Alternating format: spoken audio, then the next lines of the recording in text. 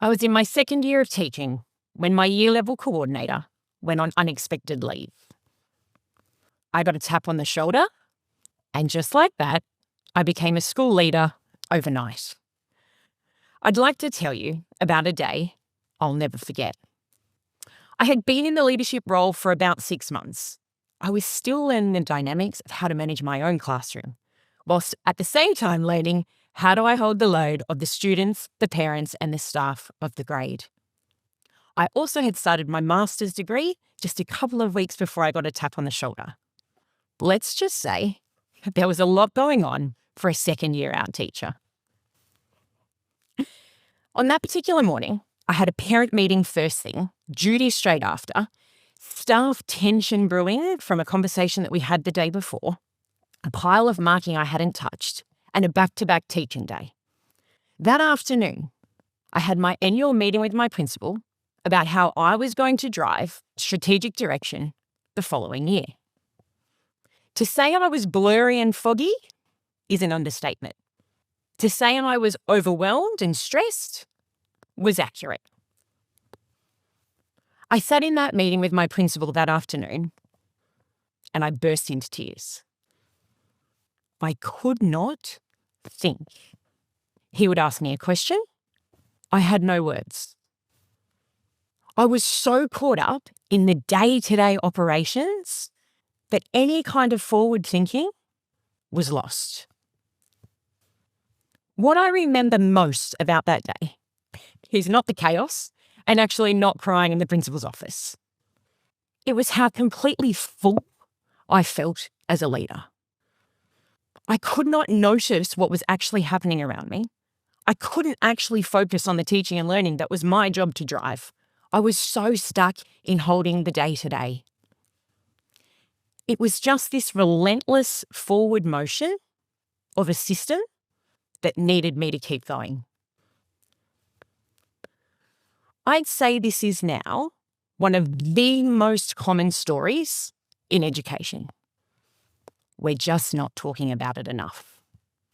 We are so good, so incredibly good at measuring what's happening in our schools. NAPLAN data, staff wellbeing data, satisfaction data, retention data, assessment data. We have got more data on the state of our schools than we've ever had before.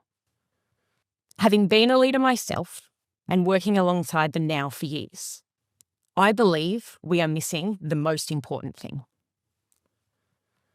Our leaders are not okay. And when our leaders are not okay, the people that need them most feel it first. A leader's capacity on any given day to be proactive, not reactive, to read what's happening in a room, and to be able to create the conditions of effective workplace conditions, that capacity is the foundation of everything. When the numbers look bad, when the surveys give us red flags, when staff start to leave, and we have cracks in our culture, we go straight to the symptom. Our system looks at the system. Culture is a collective effort. It's everyone's responsibility. And what I see again and again in schools is that the conditions for culture fall on our leaders. And that without those conditions, how does everyone else thrive? As a system, we are really good at looking at the shadow, but we're not looking at the source. When the source is running on empty, everything else feels it, whether we name it or not. Here's what the research tells us about why this is really important. When a leader is chronically empty, not just tired, but genuinely depleted, the part of their brain that reads people, can make good decisions, is gone. It's offline. We call it tunnel vision.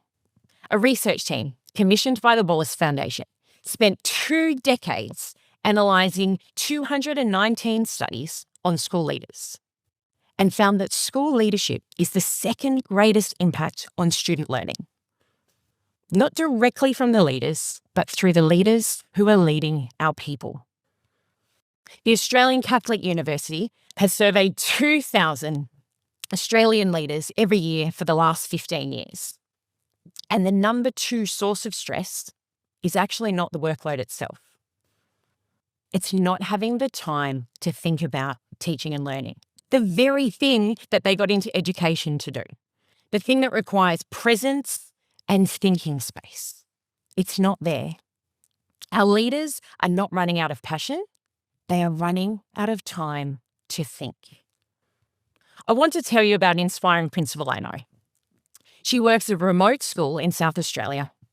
Highly complex, disadvantaged site. She's got a mainstream school, a preschool attached to it, and some special needs classes.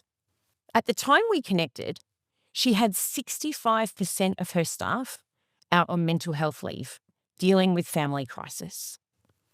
The system responded with a procedural response. Tick the box, follow the policy, move on. What she needed was space to think.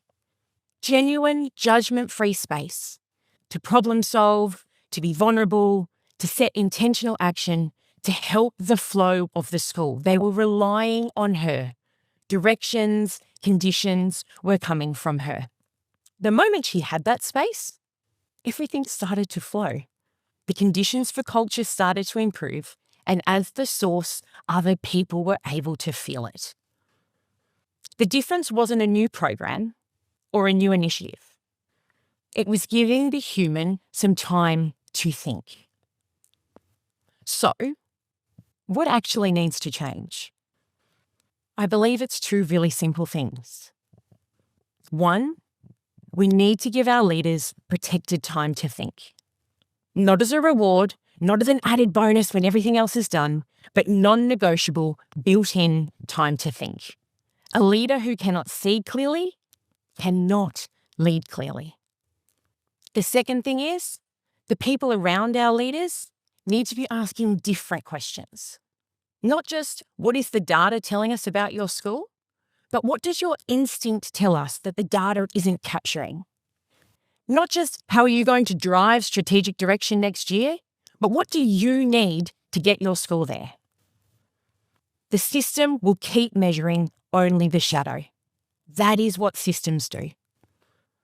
If we want schools where students thrive, where staff stay, and culture is something people actually feel, we need to give our leaders the space to think. Not the data point, not the performance metric, not the policy. The human. That's where it starts, and that's where it needs to change. Thank you.